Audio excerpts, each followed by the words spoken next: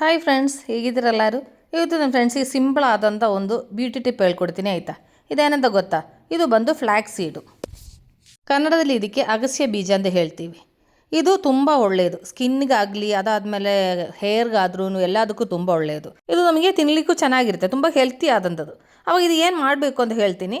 ಅದಕ್ಕಾಗಿ ನಾನು ಪ್ಯಾನ್ ಬಿಸಿಯಾಗ್ಲಿಕ್ಕೆ ಇಟ್ಟಿದ್ದೀನಿ. ಪ್ಯಾನ್ ಬಿಸಿ ಆಯಿತು. ಇದ್ರಲ್ಲಿ ನಾನು ಚಿಕ್ಕದೊಂದು ಕಪ್ಪು ಫ್ಲ್ಯಾಕ್ಸ್ ಸೀಡ್ ಹಾಕ್ತಾಯಿದ್ದೀನಿ. ಇನ್ನು ಇದು ಚೆನ್ನಾಗಿ ಫ್ರೈ ಮಾಡ್ಕೋಬೇಕು. ಇದು ಫ್ರೈ ಆಗ್ತಿರೋ ಟೈಮಲ್ಲಿ ಇದು ಸಿಡಿಯುತ್ತದೆ. ಅದು ಸಿಡಿಯೋದು ಇದ್ರದ್ದು ಕರೆಕ್ಟ್ ಅಳತೆ. ಆ ಟೈಮಲ್ಲಿ ಆಫ್ ಮಾಡಬೇಕು. ಅವು ಇದು ಚೆನ್ನಾಗಿ ಫ್ರೈ ಆಗಲಿ. ನೋಡಿ, ಇದು ಚೆನ್ನಾಗಿ ಫ್ರೈ ಆಗಿದೆ ನೋಡಿ. ಅದು ಸಿಡಿತಾ ಇರೋದು ನೋಡಿ, ಅದು ಒಂದೊಂದು ಸಿಡಿತಾ ಇರ್ತದೆ. ಆ ಟೈಮಲ್ಲಿ ಸ್ಟವ್ ಆಫ್ ಮಾಡಬೇಕು. ಈಗ ನಾನು ಸ್ಟವ್ ಆಫ್ ಮಾಡ್ತೀನಿ. ಇನ್ನು ಸ್ವಲ್ಪ ಹೊತ್ತು ಇದು ತಣ್ಣಗಾದಮೇಲೆ ಇನ್ನು ನಮಗಿದು ಮಿಕ್ಸಿ ಜಾರ್ ಒಳಗಡೆಗೆ ಹಾಕ್ಕೊಳ್ಳೋಣ. ಅದಾದಮೇಲೆ ಇದನ್ನು ಚೆನ್ನಾಗಿ ನೈಸಾಗಿ ಪುಡಿ ಮಾಡ್ಕೋಬೇಕು. ನಾನಿದು ಪುಡಿ ಮಾಡ್ಕೊಂಬರ್ತೀನಿ. ಪುಡಿ ಮಾಡಿದ್ಮೇಲೆ ಅದಾದಮೇಲೆ ಇದೇನು ಮಾಡಬೇಕಂತ ನಾನು ಹೇಳ್ಕೊಡ್ತೀನಿ. ಈಗ ನೋಡಿ, ಇದು ಪುಡಿ ಮಾಡ್ಕೊಂಬಂದಿದ್ದೀನಿ. ಇನ್ನು ಇದೇನು ಮಾಡಬೇಕಂದ್ರೆ ಇದನ್ನು ನಾವು ಜರಡಿ ಮಾಡ್ತೀವಲ್ಲ, ಇದರೊಳಗಡೆಗೆ ಹಾಕ್ಬಿಟ್ಟು ಚೆನ್ನಾಗಿ ಜರಡಿ ಮಾಡ್ಕೋಬೇಕು. ಯಾಕೆಂದರೆ ನಾವು ಇದು ಪುಡಿ ಮಾಡೋ ಟೈಮಲ್ಲಿ ಸರಿಯಾಗಿ ಪುಡಿ ಆಗಿಲ್ಲ ಅಂದರೆ ಮುಖದಲ್ಲಿ ನಾವು ಇದರಲ್ಲಿ ಪ್ಯಾಕ್ ಮಾಡಿ ನಾವು ಮುಖದಲ್ಲಿ ಅಪ್ಲೈ ಮಾಡೋ ಟೈಮಲ್ಲಿ ಸ್ಕಿನ್ನಲ್ಲಿ ಸ್ಕ್ರ್ಯಾಚಸ್ ಬೀಳುತ್ತೆ. ಅದಕ್ಕೆ ನಾನು ಈ ಥರ ಜರಡಿ ಮಾಡಬೇಕಂತ ಹೇಳಿದ್ದು. ಈಗ ನೋಡಿ, ಇದು ಚೆನ್ನಾಗಿ ಜರಡಿ ಮಾಡ್ಕೊಂಡಿದ್ದೀನಿ. ನೋಡಿ, ನಾನು ಜರಡಿ ಮಾಡಿರೋದು ಪುಡಿ ಹೇಗಿದೆ ಅಂತ ನೋಡಿ. ಈ ಥರ ಜರಡಿ ಮಾಡಿರೋದಕ್ಕೆ ನೋಡಿ ಇಷ್ಟು ವೇಸ್ಟ್ ಸಿಕ್ತು.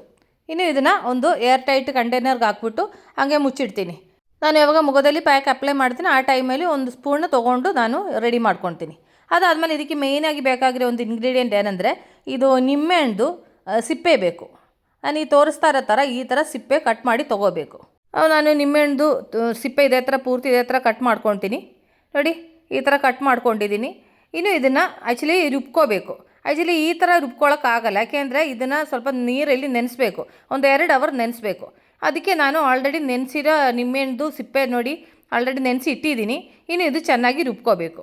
ಅದಕ್ಕೆ ನಾನು ಪುಡಿ ಮಾಡಿರೋ ಅದೇ ಮಿಕ್ಸಿ ಜಾರ್ ಒಳಗಡೆ ಇದು ಹಾಕ್ಕೊಂಡು ಇನ್ನು ಇದು ಚೆನ್ನಾಗಿ ರುಬ್ಕೊಂಬರ್ತೀನಿ. ಇದು ಚಿಕ್ಕದು ಜಾರಲ್ಲಿ ಹಾಕ್ಬಿಟ್ಟು ರುಬ್ಬಬೇಕು. ಈಗ ನೋಡಿ, ಇದು ರುಬ್ಕೊಂಬಂದಿದ್ದೀನಿ. ಆದರೆ ಇನ್ನೂ ಸ್ವಲ್ಪ ಚಿಕ್ಕದು ಜಾರ್ ಆಗಿದ್ದರೆ ಇನ್ನು ಚೆನ್ನಾಗಿ ರುಬ್ಕೊಳ್ತಾ ಇದೆ. ಅದಾದಮೇಲೆ ನನಗೆ ಈಗ ರೆಡಿ ಮಾಡಬೇಕಾಗಿರೋ ಪ್ಯಾಕಿಗೆ ಎಷ್ಟು ಬೇಕೋ ಅದು ತಕ್ಕಾಗಿ ನಾನು ಆ ಪುಡಿ ಹಾಕ್ಕೊಳ್ತಾ ಇದ್ದೀನಿ. ನಾನೊಂದು 2 ಟೀ ಸ್ಪೂನ್ ಅಷ್ಟು ನಾನು ಪುಡಿ ಹಾಕಿದ್ದೀನಿ. ಅದಾದಮೇಲೆ ಇದ್ರ ಜೊತೆಯಲ್ಲಿ ನಾನು ನಿಂಬೆಹಣ್ಣು ಸಿಪ್ಪೆ ರುಬ್ಬಿರೋದು ಇದರೊಳಗಡೆ ಸ್ವಲ್ಪ ಸ್ವಲ್ಪ ಹಾಕ್ಕೊಂಡು ಮಿಕ್ಸ್ ಮಾಡ್ಕೊತೀನಿ. ನನಗೆ ಈಗ ಎಷ್ಟು ಬೇಕೋ ಅದು ತಕ್ಕಾಗಿ ನಾನು ರೆಡಿ ಮಾಡ್ಕೊಳ್ತಾ ಇದ್ದೀನಿ. ಇನ್ನೂ ಸ್ವಲ್ಪ ಗಟ್ಟಿ ಅನ್ನಿಸ್ತಾ ಇತ್ತು. ಇದು ಫ್ಲ್ಯಾಕ್ಸ್ ಸೀಡು ನಾವು ಸ್ವಲ್ಪ ನೀರು ಹಾಕ್ತಾ ಸ್ವಲ್ಪ ಗಟ್ಟಿ ಆಗುತ್ತದೆ. ನೋಡಿ, ನನ್ನದು ಪ್ಯಾಕ್ ರೆಡಿ ಆಗಿದೆ. ಈ ಒಂದು ಅಳತೆಯಲ್ಲಿ ಮಿಕ್ಸ್ ಮಾಡ್ಕೋಬೇಕು. ಈ ಫ್ಲ್ಯಾಕ್ಸ್ ಸೀಡು ನೀವು ಮುಖದಲ್ಲಿ ಬೇರೆ ಥರ ಎಲ್ಲ ಟ್ರೈ ಮಾಡಿರ್ತೀರ, ಆದರೆ ಈ ಥರ ನೀವು ಟ್ರೈ ಮಾಡಿರಲ್ಲ ಫ್ರೆಂಡ್ಸ್. ಮಿಸ್ ಮಾಡದೆ ಈ ಥರ ಒಂದು ಸರಿ ಟ್ರೈ ಮಾಡಿ ನೋಡಿ. ತುಂಬ ಎಫೆಕ್ಟಿವ್ ಆದಂಥ ಪ್ಯಾಕ್ ಆಯಿತಾ. ಮುಖದಲ್ಲಿ ಹಾಕಿದ ಮೇಲೆ ನಿಮಗೆ ಅದ್ರದ್ದು ಚೇಂಜಸ್ ಗೊತ್ತಾಗೋದು. ನಾನು ಈ ಪ್ಯಾಕು ಮುಖದಲ್ಲಿ ಅಪ್ಲೈ ಮಾಡ್ತೀನಿ. ನನಗೀಗ ಎಷ್ಟು ಬೇಕೋ ಅದು ತಕ್ಕಾಗಿ ನಾನು ಮಿಕ್ಸ್ ಮಾಡ್ಕೊಂಡಿದ್ದೀನಿ. ಈಗ ನಾನು ತೊಗೊಂಡಿರೋ ಪ್ಯಾಕು ಹಂಗೆ ಮುಖದಲ್ಲೂ ಅದಾದಮೇಲೆ ಕಣ್ಣು ಕೆಳಗೆ ಅದಾದಮೇಲೆ ಕತ್ತಿಗೆ ಎಲ್ಲ ಕಡೆಯೂ ಇದೇ ಥರ ನಾನು ಈ ಪ್ಯಾಕ್ ಹಾಕ್ಕೊಳ್ತೀನಿ. ಈ ಪ್ಯಾಕದ ಅಡ್ವಾಂಟೇಜ್ ಏನಂದರೆ ನಮ್ಮ ಮುಖದಿರೋದು ರಿಂಗಲ್ಸ್ ಕಮ್ಮಿ ಆಗಲಿಕ್ಕೆ, ಅದಾದಮೇಲೆ ಸ್ಕಿನ್ ಟೈಟ್ ಆಗಲಿಕ್ಕೆ, ಅದಾದಮೇಲೆ ಸ್ಕಿನ್ ಟ್ಯಾನ್ ರಿಮೂವ್ ಆಗಲಿಕ್ಕೆ, ಮುಖದಲ್ಲಿರೋ ಕಲೆಗಳು ಹೋಗಲಿಕ್ಕೆ ಎಲ್ಲದಕ್ಕೂ ಈ ಫ್ಲ್ಯಾಕ್ಸ್ ಸೀಡ್ ತುಂಬ ಒಳ್ಳೆಯದಾಯ್ತಾ ಫ್ರೆಂಡ್ಸ್. ಮಿಸ್ ಮಾಡೋದು ಸರಿ ಟ್ರೈ ಮಾಡಿ ನೋಡಿ, ಆಯಿತಾ. ಯಾಕೆಂದರೆ ಇದರಲ್ಲಿ ನಾವು ಏನು ಕೆಮಿಕಲ್ಸ್ ಏನು ಆ್ಯಡ್ ಮಾಡ್ತಾ ಇಲ್ಲ. ಬರೀ ಫ್ಲ್ಯಾಕ್ಸ್ ಸೀಡು ಅದಾದಮೇಲೆ ಜೊತೆಯಲ್ಲಿ ನಿಂಬೆಹಣ್ಣು ಸಿಪ್ಪೆ ಅದು ಕಟ್ ಮಾಡಿ ಅದು ರುಬ್ಬು ಹಾಕಿದ್ದೀನಿ. ಇಷ್ಟೇ ನಾನು ಇದರಲ್ಲಿ ಹಾಕಿರೋದು. ಅದರಿಂದ ಆಯಿಲಿ ಸ್ಕಿನ್ನು ನಾರ್ಮಲ್ ಸ್ಕಿನ್ ಯಾರಿಗಾದ್ರೂ ಇದು ಯೂಸ್ ಮಾಡ್ಕೋಬೋದು. ಎಂಥ ಸೈಡ್ ಎಫೆಕ್ಟ್ ಇರಲ್ಲ, ಆಯಿತಾ.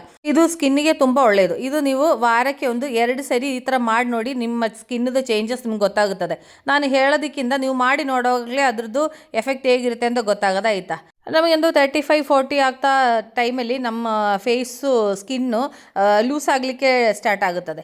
ನಮ್ಮ ಸ್ಕಿನ್ನು ಟೈಟ್ ಆಗಬೇಕಂದ್ರೆ ನಾವು ಎಕ್ಸಸೈಸ್ ಮಾಡಬೇಕು. ಅದ್ರ ಜೊತೆಲಿ ಈ ಥರ ಪ್ಯಾಕಲ್ಲಿ ಹಾಕ್ಕೊಟ್ರೇ ನಮ್ಮ ಸ್ಕಿನ್ನು ಟೈಟ್ ಆಗೋದು. ಆ ಥರ ಟೈಟ್ ಆದ್ರೇ ನಮ್ಮ ಫೇಸು ಗ್ಲೋ ಕಾಣೋದು.